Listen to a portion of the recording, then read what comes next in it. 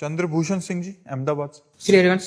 श्री हरिवंश महाराज जी। महाराज जी, जैसे बोला जाता है कि आत्मा ही परमात्मा का स्वरूप है, वो नष्ट नहीं होती, वो बस शरीर बदल लेती है। तो जो पाप कर्म पिछले शरीर से किए गए थे, उसे नया शरीर क्यों भोगता है? उसे वही शरीर क्यों नहीं भोग लेता? इसके अलावा आत्मा परमात्मा का स्वरूप है, तो हमें वो बुरे कर्म करने के लिए क्यों नहीं रोकती? आत्मा क्या रोल है महाराज? आप अपने आत्म स्वरूप को जानते हैं? नहीं जानते ना, इसीलिए आपसे गलती होती है, क्योंकि आप अपने आत्म स्वरूप को न जान करके शरीर से तदात्म कर लिए हैं। मैं पुरुष हूं, ऐसा है ना।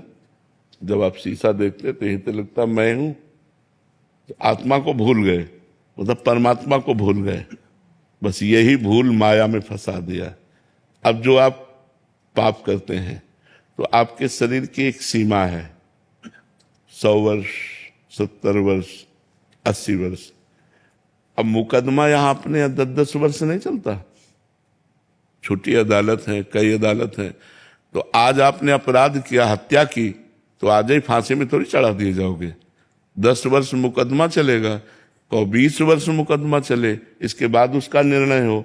तो अपनी बड़ी सरकार है, आपने इस योनि में पाप किए और अनेक योनियों में दंड भोगना पड़ेगा, अनेक शरीर धारण करके दंड भोगना पड़ेगा। क्योंकि बड़ी सरकार है ना, अनंत ब्रह्मांडों का हिसाब किताब है ना, तो इसी योनि में दंड नहीं मिलता।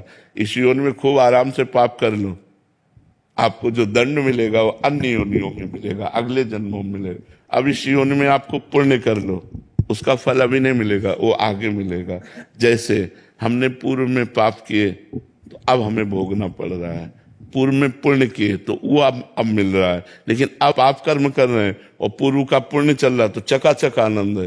अब पुण्य कर रहे हैं लेकिन पूर्व पाप चल रहा है, बड़ा दुख, बड़ी परेशानी, बड़ी समस्या है। इसीलिए लोग समझ नहीं पाते कि धर्मात्मा पुरुष दुखी है और पापात्मा सुखी है। इस निर्णय को नहीं समझ, ये हमारा भगवान का कानून है, इसलिए भोगना पड़ता है, अन्य जन्मों में भोगना पड़ता है।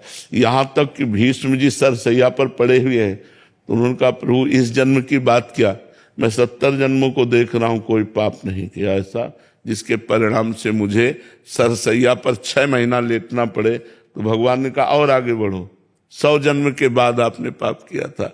तो इतना हमारे प्रभु की अदालत में थोड़ा रजिस्टर लेट खुलता है, लेकिन जब खुलता है तो राय पाई का हिसाब होता है। वहां किसी घूस की या किसी भी तरह की चूक नहीं होती, वो करेक्ट उसको दंड मिलेगा। तो इसीलिए हमको मनुष्य जन्म में किए हुए कर्मों का फल हजारों योनियों में भोगना पड़ेगा। तो हमें मनुष्य जन्म में बहुत